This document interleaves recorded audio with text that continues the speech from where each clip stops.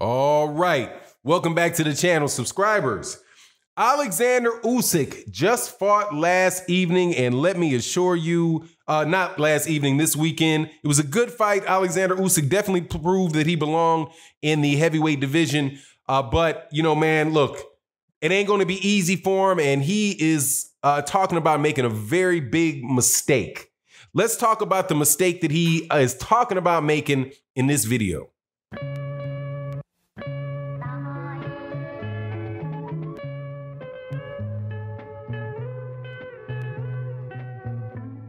All right, welcome back to the channel, subscribers. If you are not subscribed, please subscribe and hit the bell icon.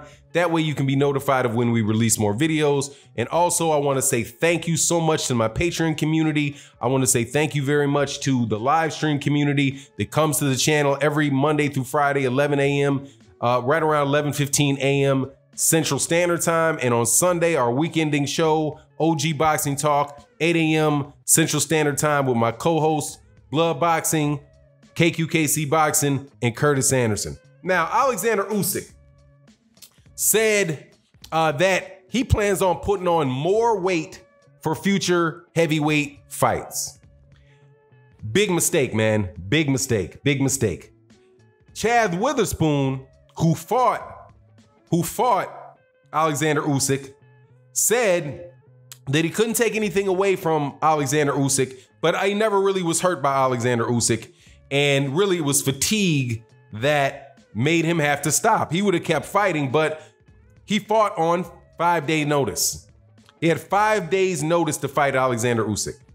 Now, if people are not familiar with boxing, that's not a lot of time. But little background first, and then I'm gonna get into exactly why I'm telling you that if Usyk is trying to put on weight, that's a big mistake, man. That's a big mistake for him.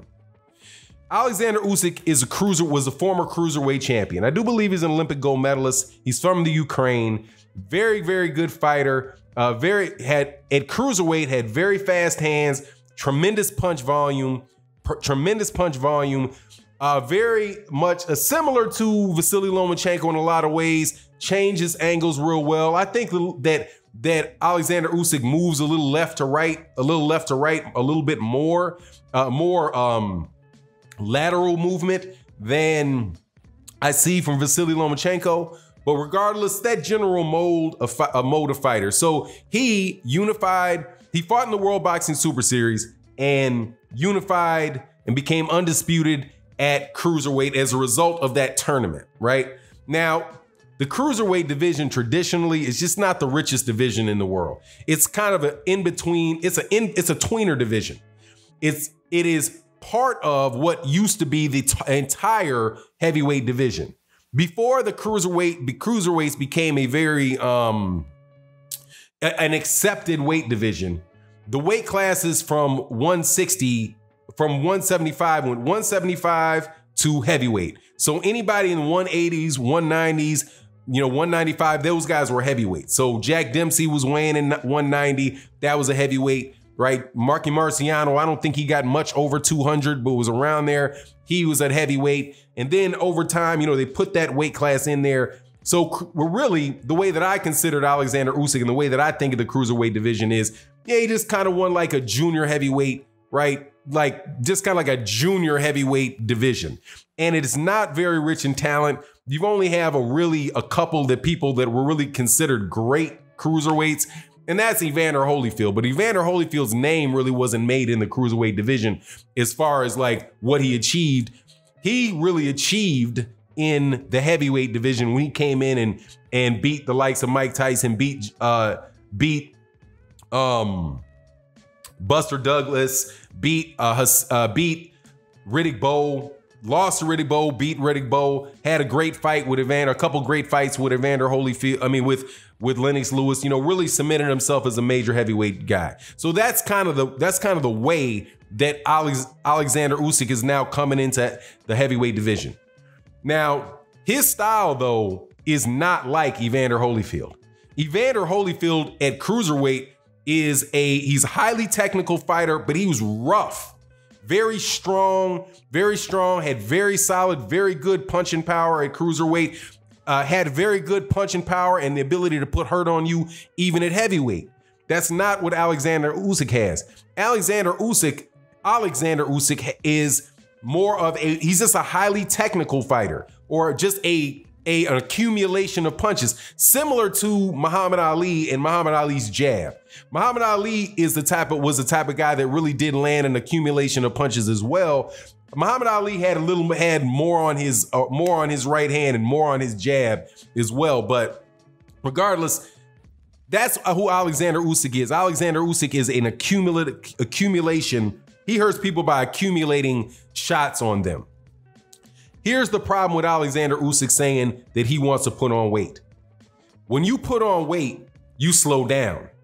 You could see in this fight with Chaz Witherspoon that his output dropped markedly. It dropped significantly. He threw, just weighing in 15 pounds heavier than he did at cruiserweight, because at cruiserweight, he came in usually dead on the spot, 200 pounds, very muscled, very ripped, very clear muscle definition. At 215 pounds, he looked significantly more fleshy. He looked slower. He did not look like he didn't have the same amount of output.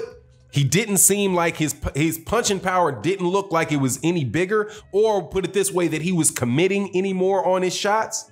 And quite honestly, when he got hit by Chaz Witherspoon, he was a little more reluctant to get hit again, because I saw Chaz Witherspoon hit him with left hooks, or barely missed with several left hooks, and he became a lot more reticent to get in there and really start exchanging with Chaz Witherspoon. I think that if Oleksandr Usyk goes the route of a Anthony Joshua, that's going to be a problem for him. Anthony Joshua did essentially the same thing. He continually put on a ton of muscle.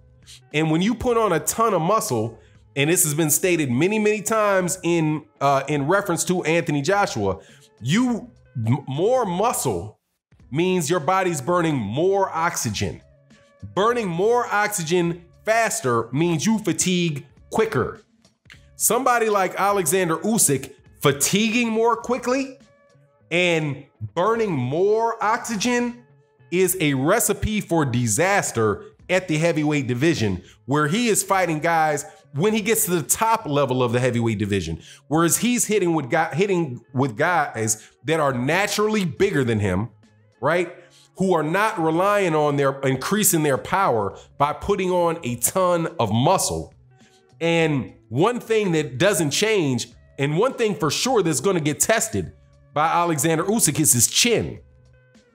I think his chin got tested a little bit by Chaz Witherspoon, and I'm certain, even though Oleksandr Usyk took that shot fairly well, I am sure that he could tell the difference between a shot that landed by Chaz Witherspoon and a shot that landed by Tony Bellew.